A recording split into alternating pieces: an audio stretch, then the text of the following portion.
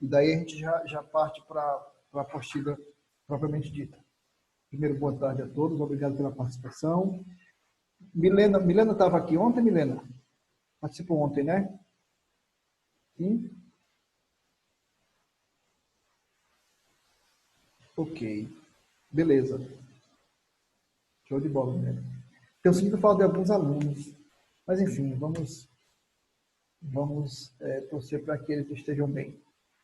Gente, ontem eu parei, salvo engano, eu parei exatamente aqui. Eu terminei de ver com vocês a segunda lei. Confere? Certo, Gabriel?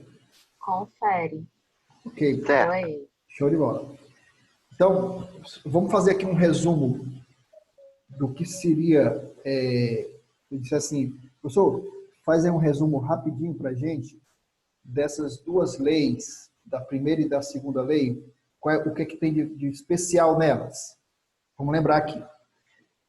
A primeira lei fala de conservação da energia, diz que a energia não pode ser criada nem destruída, toda a energia do universo é constante, relaciona o calor, a energia térmica, com o trabalho, ressaltando que o trabalho realizado por uma máquina vem da energia térmica que ela recebe de uma fonte de energia.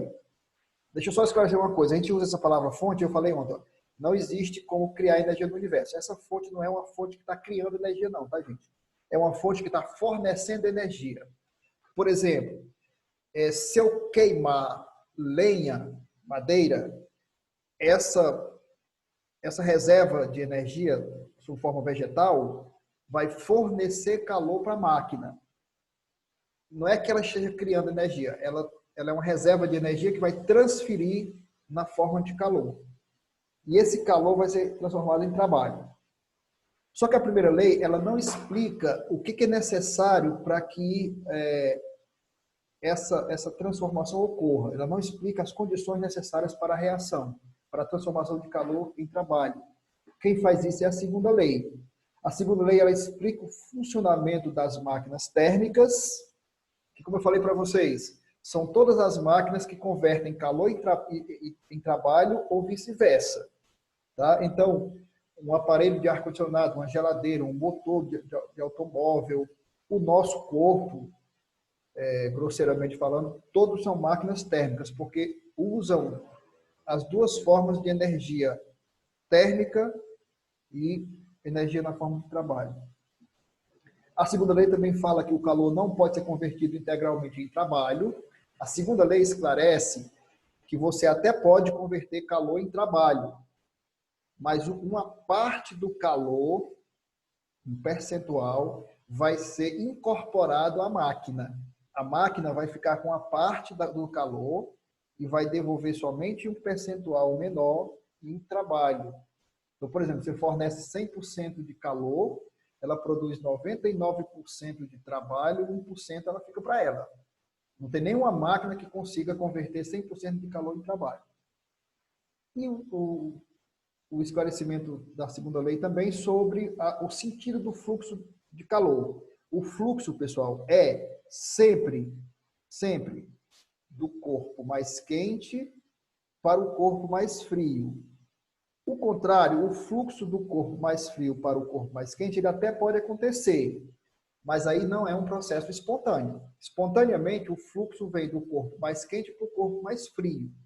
Se você quiser fazer o processo contrário, esse processo exige trabalho. Então, eu posso, por exemplo, ligar um aparelho de ar-condicionado, retirando o calor de um ambiente que já está frio e colocando para um ambiente que está mais quente. Só que, para isso, eu vou ter que gastar uma outra forma de energia. No caso, energia elétrica. Então, isso aqui seria um resumo rapidinho assim. Se você está chegando agora, olha, eu queria ver um resumo da primeira e da segunda lei, o que é que elas dizem, está aqui na tela. Beleza? Posso passar adiante, ok? Ok. Show. Vamos então fechar com a terceira lei, que essa é bem simples de entender. Professor, Pois não? Pode falar, Gabriel. Faz só a segunda de novo, mas faz de maneira resumida, que é para não atrapalhar muito o tempo. Tudo bem, sem problema, sem problema. Vamos falar da segunda lei. A segunda lei, Gabriel, ela amplia o horizonte da primeira. Ela explica coisas que a primeira não explicava. Por exemplo, a primeira lei fala que você pode converter calor em trabalho, mas não diz, por exemplo, que não dá para converter 100%, que uma parte desse calor vai ser incorporada à máquina. A segunda lei diz, por exemplo, que normalmente o fluxo do calor é do corpo mais quente para o corpo mais frio, mas que é possível também transferir calor do corpo mais frio para o corpo mais quente. Só que aí não é um processo espontâneo. Então, eu resumiria a segunda lei nesses dois enunciados. A segunda lei vai esclarecer a primeira, dizendo que nem todo calor se converte em trabalho. E segundo, que às vezes o fluxo pode ser do corpo mais frio para o corpo mais quente. Beleza? Isso é o que a segunda lei diz. Ok? Ok.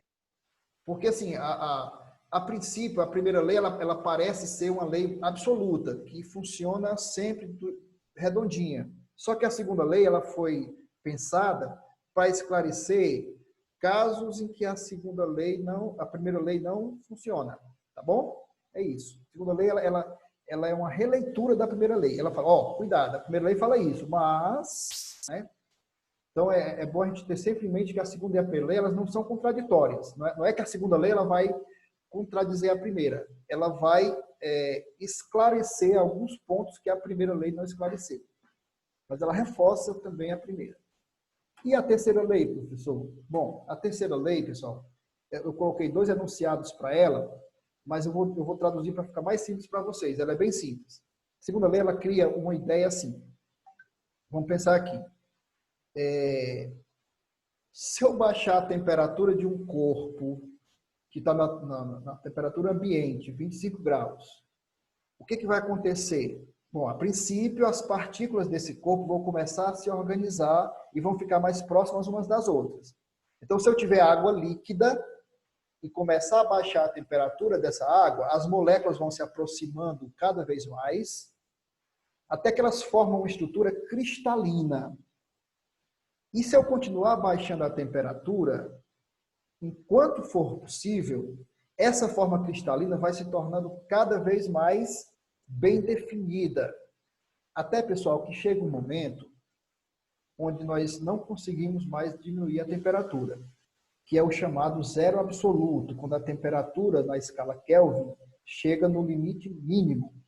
Isso são 273 e uma fração abaixo de zero em Celsius, tá? Para quem lembra aí. Então, a temperatura zero da termodinâmica é um estado em que a forma cristalina fica, como dizem os cientistas, perfeita. Nesse momento, pessoal, se você conseguir chegar nessa temperatura com qualquer material, você terá atingido o nível de entropia zero. Então, isso é o que a terceira lei vai resumir para você. A terceira lei vai dizer o seguinte: existe sim um nível de entropia zero. Vamos lembrar que entropia é o grau de desorganização do sistema. Quanto mais desorganizado, quanto mais espalhadas as partículas, as moléculas, os átomos, maior a entropia. E aí a terceira lei esclarece que existe um estado, um momento, uma situação em que a entropia torna-se zero. Não existe. Que estado é esse, professor? É quando a temperatura for o zero absoluto. Tá? Em qualquer outra temperatura, vai existir entropia maior do que zero. Algumas consequências dessa lei. A primeira delas, não existe entropia negativa. Não existe entropia negativa. Na pior das hipóteses, a entropia vai ser zero quando a temperatura chegar ao zero absoluto. A partir daí, a entropia é sempre crescente. Então, tem uma outra forma de dizer esse enunciado. É que a entropia do universo sempre vai crescer. Sempre vai crescer. Beleza? Tudo bem até aí? também. Tá. Então, temperatura zero, temperatura em Kelvin, tá, pessoal? 273,15 graus Celsius, abaixo do zero da escala Celsius, ou zero absoluto, ou zero Kelvin, entropia zero. Então, vamos aqui fazer um resumo das leis para a gente ir para a nossa apostila. As leis da termodinâmica são essas 4, e elas podem ser resumidas assim. A lei zero é aquela bem simples, fala do princípio da igualdade das trocas de calor. Quando dois corpos têm igualdade de temperatura com o terceiro, eles têm igualdade de temperatura entre si. Essa é simples. A primeira lei, que é o princípio da conservação, que eu poderia resumir nessa frase: num sistema isolado, a energia total permanece constante. Como o universo é um sistema isolado, a energia do universo permanece constante. A segunda lei, essa aqui está em vermelho porque ela é uma lei esclarecedora, para a gente entender a primeira, que diz que os processos ocorrem numa certa direção e não na direção oposta. Essa direção é o sentido espontâneo, tá certo? Professor, mas será que não poderia ocorrer na direção oposta? Até poderiam, mas aí não é o processo espontâneo. O sentido espontâneo do processo é o sentido da segunda lei. Então, eu dizia ontem para vocês, se eu colocar água líquida num ambiente muito frio, ela vai congelar espontaneamente. Esse é o caminho. Se eu colocar água gelada, gelo, num ambiente muito quente, ele vai derreter. Isso é o processo espontâneo. Poderia acontecer o contrário, professor? Essa água que o senhor colocou no ambiente gelado, água líquida, ela poderia virar vapor ao invés de virar gelo? Até poderia, mas aí o processo não é espontâneo. Professor, o gelo que o senhor colocou no ambiente quente poderia não derreter, poderia ficar ainda mais congelado? Em tese, poderia, mas aí não é um processo espontâneo. Você teria que intervir, mexer nas condições do ambiente para que isso acontecesse. E o segundo enunciado, que é onde nasce o conceito de entropia, é que a segunda lei vai dizer para você que os processos espontâneos fazem com que a entropia seja sempre crescente. O sentido natural dos processos é que a entropia aumente. Então, terminado o processo, a entropia final é maior do que a entropia inicial. Não esqueçam dessa palavra aqui, pessoal. Processo espontâneo. Tá? Isso aqui é importante para o que vem a seguir. E aí vem a terceira lei da termodinâmica, que é o princípio do zero absoluto, que diz que à medida que a temperatura de uma substância se aproxima do zero absoluto, a entropia, ou seja, o comportamento desordenado, também se aproxima de zero. Quanto menor a temperatura, mais próximo do zero da entropia. Beleza, pessoal? Resumimos bem as 4 leis da termodinâmica? Show? Essas... Pois não, Mailane, pode falar. Eu ia concordar com o senhor. Os exemplos ajudam muito. Tem que ter exemplos, sabe? Tem que ter exemplos. Aqui a gente está falando o seguinte. O universo é regido por leis que são mais ou menos simples, de certa forma. Desde que você não pretenda interferir na dinâmica delas. Então é assim. No ambiente quente, o gelo tende a derreter. Isso é simples, qualquer criança entende. No ambiente frio, a água tende a congelar. No ambiente quente, a água líquida tende a virar vapor. Se eu abrir uma garrafa que tem um gás, ele vai se expandir espontaneamente. Isso é termodinâmica. As coisas só começam a ficar mais complicadas quando você tenta interferir nessa ordem. Como nós vamos ver agora, né? Beleza. Vamos seguir aqui. Voltando ainda para os nossos slides, pessoal, eu vou contar uma história rápida para vocês. Até o século XIX, essa história aqui de processo espontâneo era entendida da seguinte maneira. Processo espontâneo, você já percebeu, eu já falei para você, é aquilo que é a tendência do universo, né? É a tendência do universo. O processo espontâneo é mais ou menos assim. Se eu erguer um objeto num campo gravitacional, erguer uma pedra numa montanha e soltar a pedra, espontaneamente essa pedra vai cair. Tem processo espontâneo. Até o século XIX, os cientistas achavam que os processos espontâneos só dependiam de duas grandezas.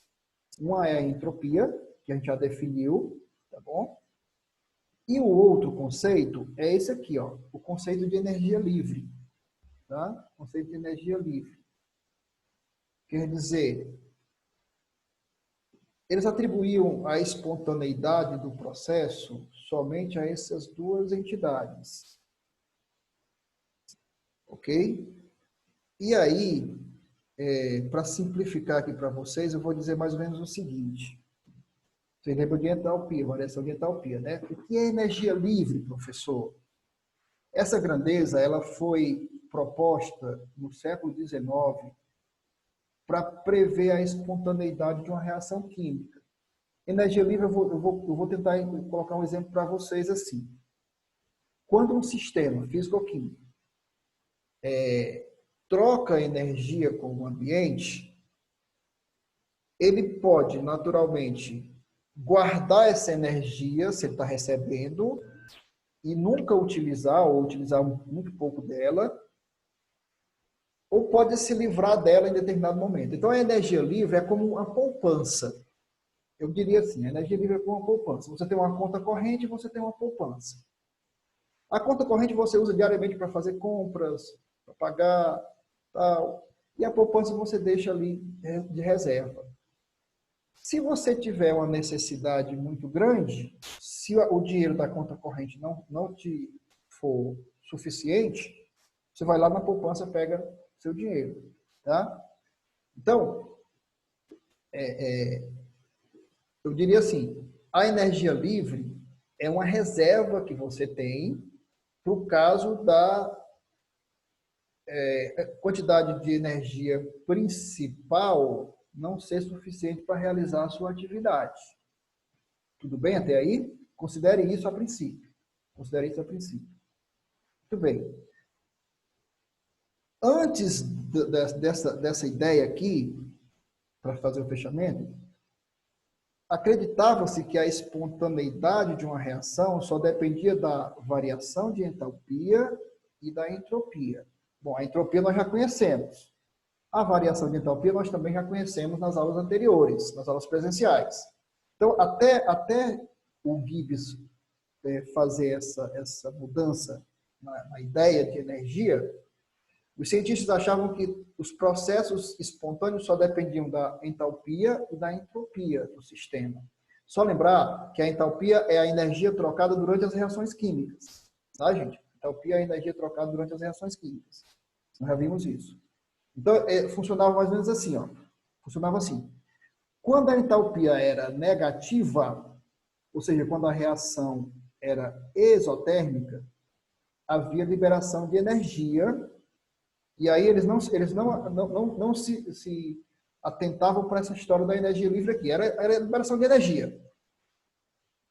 Ocorreu uma reação química, o sistema liberou energia, então a reação é exotérmica. Beleza.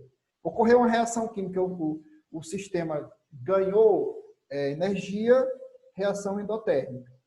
Quanto à entropia, funcionava assim. Se a entropia fosse positiva, se a variação de entropia fosse positiva, a entropia aumentasse, significava que o sistema reacional possuía uma grande desorganização atômica. Se a entropia diminuísse, era porque o sistema estava mais organizado. Eles só pensavam nessa forma aqui, ó, na entalpia e na entropia. Então, quando alguém perguntava para um cientista, até 1883, determinada reação química é espontânea, ou seja, ela vai acontecer sem que ninguém precise fazer nada para acontecer.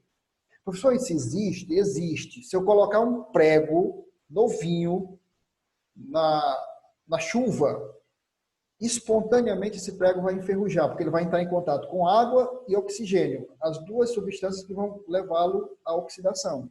Isso é espontaneidade, pessoal. Isso é espontaneidade. O que é espontaneidade para mim? ponto de vista científico, imagine qualquer processo físico ou químico que vai acontecer sem a intervenção humana. Isso é espontaneidade. Então, os cientistas se preocupavam em descobrir o que era espontâneo e o que não era. Vocês observam que a nossa intervenção na natureza vai girar em torno disso. Quando a gente quer fazer alguma coisa diferente do que a natureza faz, nós agimos exatamente sobre os processos espontâneos, né? Espontaneamente, a água de um rio vai escoar até chegar no oceano. Ah, mas eu quero fazer uma barragem. Então, eu preciso intervir, criar uma parede para evitar que a água continue. Então, a espontaneidade é o processo natural das coisas. É o processo da natureza. É a segunda lei da termodinâmica. A intervenção humana, geralmente, ela barra a espontaneidade. E aí, os cientistas só conheciam essas duas grandezas, a entalpia e a entropia, que interferiam na espontaneidade. Aí foi que o Gibbs chegou e falou, ó, existe uma terceira, existe a energia livre. Essa entalpia, essa energia que as reações químicas utilizam, não é a única energia que existe. E aí, pessoal, para resumir aqui, o Gibbs revolucionou essa ideia e chegou à seguinte conclusão. Olha aqui, ó. Atenção para cá, respirem fundo agora. Ele disse o seguinte, gente, para que eu tenha a noção se um sistema sofre um processo espontâneo ou não, eu tenho que calcular não a variação de entalpia, não a variação de entropia. Eu preciso saber da variação da energia livre. Eu preciso saber se aquela reserva de energia está aumentando ou diminuindo. Porque todo sistema tem uma reserva de energia. Essa era a ideia de Gibbs. E isso vai depender da temperatura. Então, o Gibbs disse mais ou menos assim, para vocês entenderem qual era o cenário. No cenário era assim, uma pessoa chegava e falava assim, olha, gelo tende a derreter. Gelo tende a derreter. Outro falava assim, água em ambiente frio tende a congelar. Aí o Gibbs falou, ó, pessoal, depende. O gelo tende a derreter dependendo da temperatura. Se eu puser uma barra de gelo num ambiente que já está muito frio, ela não vai derreter espontaneamente coisa nenhuma. Assim como se eu colocar água líquida num ambiente que não esteja suficientemente quente, ela não vai virar vapor. Então, a temperatura é um fator determinante. E através da combinação desses três fatores, variação de entalpia, temperatura e Kelvin, variação de entropia, eu descubro a variação da energia livre. E aí o Gibbs matou a charada da natureza nessa hora. Ele falou, ó, se eu calcular tudo isso aqui e a variação da energia livre for positiva, então o sistema não é espontâneo. Se ao contrário, a variação da energia livre for negativa, é porque o sistema está reagindo espontaneamente. E se porventura isso aqui for igual a zero, esse cálculo, nem há espontaneidade, nem há tendência à espontaneidade, nem há tendência à não espontaneidade. O sistema está em equilíbrio, ele nem tende para um lado nem para o outro. O que importa é isso aqui, ó. Se eu fizer as contas e descobrir que a variação da energia livre é negativa, é menor do que zero, aí eu posso cravar que aquele sistema está reagindo espontaneamente. Deixa eu dar um exemplo para concretizar isso para vocês, porque eu sei que isso é muito abstrato, pessoal. No Cerrado brasileiro, algumas plantas entram em combustão espontaneamente. Vocês já ouviram falar disso? Já ouviram falar disso? Combustão espontânea? Já ouviu, Gabriel? Não, essa é a primeira vez. Tô aqui só imaginando como é uma planta pegando fogo sozinha. Sozinha, Gabriel. Cara, isso é muito curioso. Combustão é uma reação química. E é possível que haja combustão espontânea? É possível que haja combustão espontânea. Você não tinha fósforo, não tinha combustível, não tinha. Reação espontânea. As condições ambientais do Cerrado são tais, o clima é muito seco, a temperatura é muito alta, que a reação química de combustão acontece espontaneamente porque o oxigênio ele é o elemento essencial para a combustão. Então, se você colocar uma combinação de temperatura elevada, baixa umidade do ar, como é o caso do cerrado, e oxigênio, é o suficiente para que você tenha combustão. Então, existe combustão espontânea. Né? Existe combustão espontânea. Agora, não é fácil de reproduzir essas condições, são condições muito especiais. E a pergunta que os cientistas responderam ali foi a seguinte: o que é preciso para que eu diga que uma determinada reação química é espontânea? Em que condições uma planta pegaria fogo espontaneamente? Aí, Gabriel, eles colocaram isso aqui, ó. Eles colocaram isso aqui. Você calcula a variação de entalpia, você calcula a variação de entropia e você propõe a temperatura. Esse é o fator determinante. A depender da temperatura, essa combustão pode ser espontânea, sim. Então, quem muda essa chave, Gabriel, é a temperatura. Então, eu vou direto aqui para um exercício que eu já coloquei. Pessoal, eu resolvi os 5 exercícios de vocês, aqui, 5 exercícios iniciais, e deixo os 10 para vocês tentarem resolver em casa. Então, deixa eu mostrar uma coisa para vocês. O exercício 3, ele ilustra isso aqui, ó. Essa reação que transforma o N2O4 em NO2, tá? Ela pode ser espontânea ou não, a depender da temperatura. Então, ele vai dizer aqui, ó, a variação de entalpia vai te dizer a variação de entropia. Observe que ele diz as duas coisas. Ele dá a variação de entalpia e dá a variação de entropia. Aí ele pergunta, a partir de qual temperatura essa reação pode ser considerada espontânea? Como é que se resolve? Ó? Essa é a equação. Se essa relação, variação de entalpia menos o produto T vezes a variação de entropia, for negativo, se o produto T delta S menos delta H menos T delta S for menor do que zero, a reação é espontânea. Então, quando vocês encontrarem esse tipo de exercício para resolver, vocês só vão ter que copiar e colar. Ó. Ele vai dar a variação de entalpia e a variação de entropia. Você lança esses valores nessa equação, que na verdade, matematicamente é uma inequação. Resolve a inequação e aí você descobriu, ó, a partir da temperatura 58,4, essa reação é espontânea.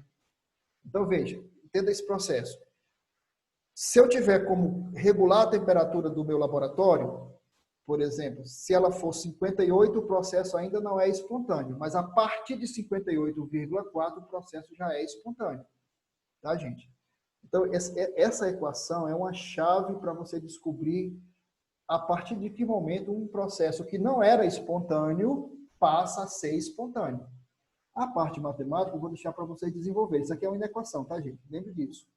Quando eu resolvo uma inequação, mudando alguma variável de lado, eu mudo o sentido do sinal. Por isso que T é maior do que 331, que é a divisão de 58 por 0,175. E aí, pessoal, um lembrete. Essa equação, ela tem que ser resolvida em Kelvin. Depois você converte para Celsius, como vocês já sabem fazer lá na física que vocês aprenderam. Eu trouxe esse exemplo, que é o exercício 3 de fixação de vocês, dessa aula. Para você perceber que, na verdade, não é muito difícil, não. Não é muito difícil, não. A coisa não é muito complicada, não. Basta que você saiba os valores da entalpia e da entropia. Aí ele vai perguntar para você, ó, dada essa variação de entalpia e essa variação de entropia, a partir de que momento esse processo passa a ser espontâneo? Aí, nessas situações, você vai usar essa moça aqui, essa equação aqui. Tá, gente? Então, ó, eu vou fazer o seguinte com vocês. O nosso tempo vai já estourar. Está resolvido aqui nos slides, um a um, as questões de fixação da aula 4. Revejam isso. E na próxima semana, a gente vai fechar esse assunto, tirando as dúvidas de vocês e resolvendo as questões da aula 10. Perdão, as questões da aula 4, as 10 questões de propostas. Do jeito que eu fiz aqui, eu vou fazer com as 10 questões propostas. Eu vou resolver todas e vou trazer para vocês também, tá? Uma última informação aqui para vocês. Tem questões teóricas aqui também, professor? Tem sim. Por exemplo, a primeira questão. Analisando o segundo e o terceiro princípio da termodinâmica. Ó, a entropia absoluta do H2 é 0 a 25 graus. Gente, não só do H2, mas de qualquer substância, a entropia absoluta só é 0 a 0 Kelvin, que são 273,15 graus Celsius negativos. Então, isso aqui está falso. Tá? A 25 graus Celsius, nenhuma substância tem entropia zero. Entropia zero só no zero absoluto. A entropia de um sistema isolado aumenta no processo espontâneo? Sim. A entropia sempre aumenta no processo espontâneo. Isso é uma consequência da segunda lei. Então, aqui vai ter questões teóricas também, tá? Uma maior desorganização pressupõe uma maior entropia? Sim. Quanto maior a entropia, maior a desorganização. As moléculas do etanol no estado de vapor têm maior entropia que as moléculas de etanol no estado líquido? Sim, porque quanto mais distantes estiverem as moléculas, quanto mais afastadas, quanto mais desorganizadas, maior a entropia. Você marcaria aqui a alternativa D. Beleza? Quer dizer, a parte teórica, pessoal, eu acho que pela revisão que nós fizemos vai ficar bem legal. A parte de cálculo, eu quero que vocês treinem, tá? Especialmente essa questão aqui que eu deixei resolvida para vocês, ó. Essa questão de número 4. Ela vai dar um trabalhozinho mais para vocês nos cálculos. Mas no mais, eu acredito que vocês conseguem resolver. Beleza, Gabriel? Voltei aqui para a gente perguntar, assim, no último momento, o que é que vocês assimilaram aí. Gostaram do tema? Como foi abordado? Tem alguma observação? Pode ficar à vontade.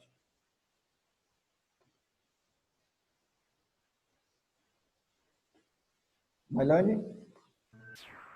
Para mim deu tudo certo. Eu Deu tudo vou certo, mano? Beleza.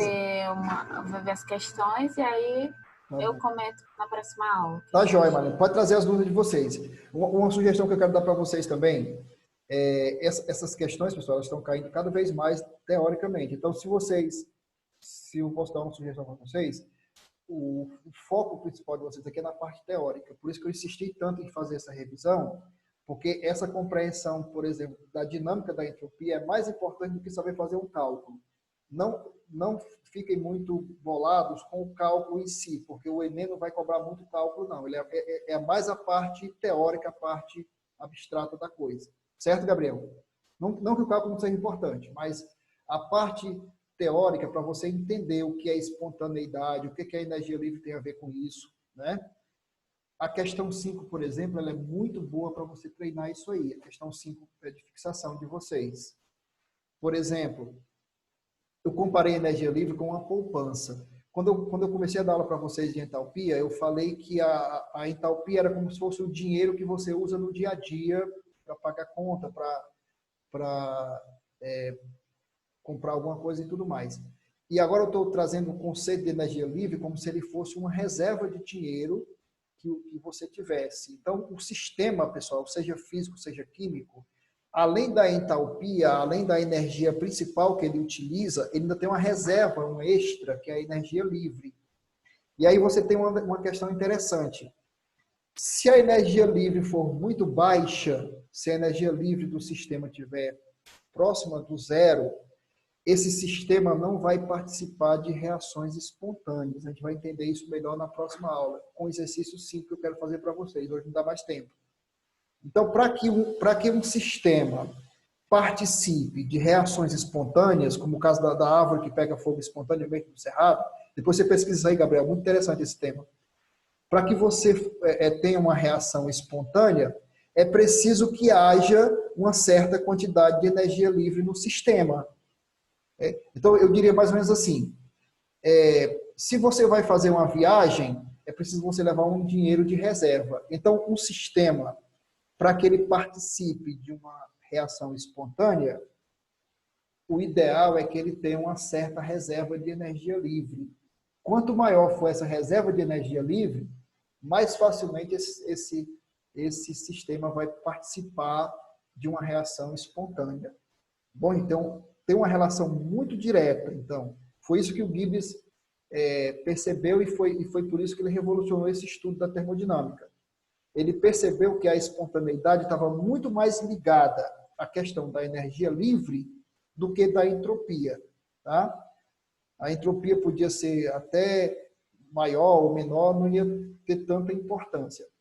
O fator determinante para que o sistema reaja espontaneamente ou não é a quantidade de energia livre que ele possui. Eu resumiria o pensamento de Gibbs quanto a isso. Né? Se o sistema possui muita energia livre, provavelmente ele vai participar de reações espontâneas. Se ele não tem energia livre, ou se tem muito pouca, ele não vai participar de reações espontâneas. É isso. Então, estudem mais sobre o tema, façam os exercícios. Próxima quinta-feira, a gente volta ao assunto, já para fazer o fechamento e tirar as dúvidas de vocês. Combinado assim? Ok. Beleza? Tudo bem, Gabriel? Tudo.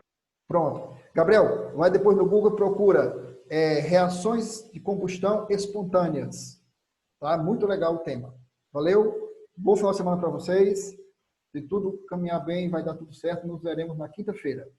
Beijo para todo mundo.